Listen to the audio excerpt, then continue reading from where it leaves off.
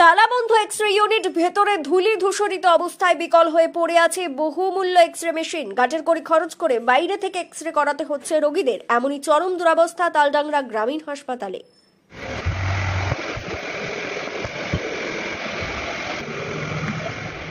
উল্লেখ্য, এই সরকারি চিকিৎসা কেন্দ্রের ওপর নির্ভর করেন তালডাংরা ব্লক এলাকার 9টি গ্রাম পঞ্চায়েত এলাকার অন্তত শতাধিক গ্রামের মানুষ। অথচ বিগত 2 বছর ধরেই হাসপাতালের এক্স-রে পরিষেবা বন্ধ।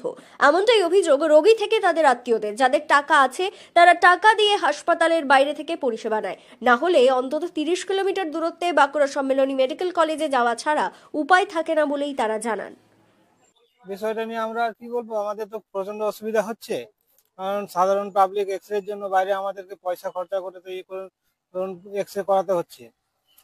যাতে আমাদের এখানে এক্স-রে মেশিন বসে, তার জন্য আপনাদেরকে আমরা করছি, মানে জানাচ্ছি। সবাই খেটে খাওয়া, বেশিরভাগই খেটে খাওয়া মানুষ, সবাই তো আর নেই, চাকরি বা সার্ভিস কিছু নেই। বাঁকুড়া মেডিকেলে যেতে হচ্ছে, কিংবা বাইরে থেকে এক্স-রে করাতে হচ্ছে, পয়সা খরচা করে এক্স-রে করাতে হচ্ছে।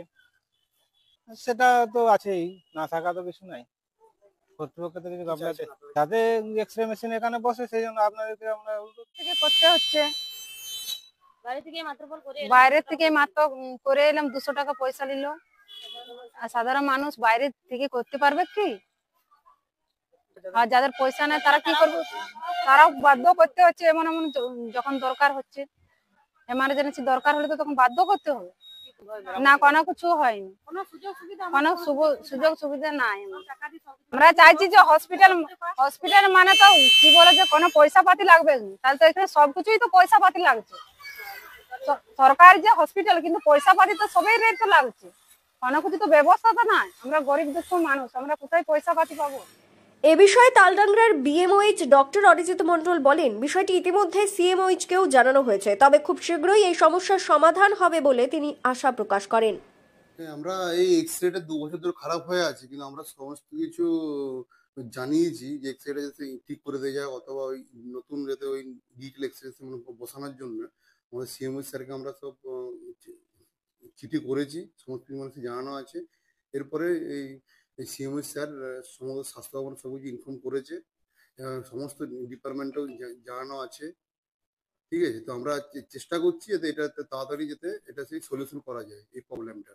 প্রতিটা আমি আমি মাঝে মধ্যে আমি বারবার ধরে আমি চিঠি চাপাটি করছি। ঠিক আছে, সিএমওএইচ স্যারও হয়তো স্বাস্থ্যভবন পাঠিয়েছেন, দেখি এবারে হায়ার অথরিটি কি স্টেপ নিচ্ছে। মানে চিঠি পাঠিয়ে দিয়েছে, কিন্তু এখনো তো কোনো কিছু রিপ্লাই কোনো আসেনি। আমরা তো চেষ্টা করছি, আমরা আমাদের তরফ থেকে যতটা করা আমরা তো মানে চেষ্টা চালিয়ে যাচ্ছি যাতে তাড়াতাড়ি পরিষেবাটা আমি দিতে পারি মানুষকে। চেষ্টা করে যাচ্ছি, আশা করছি সলভ হয়ে যাবে। ব্যুরো রিপোর্ট, দক্ষিণ বাঁকুড়া দর্পণ, তালডাংরা।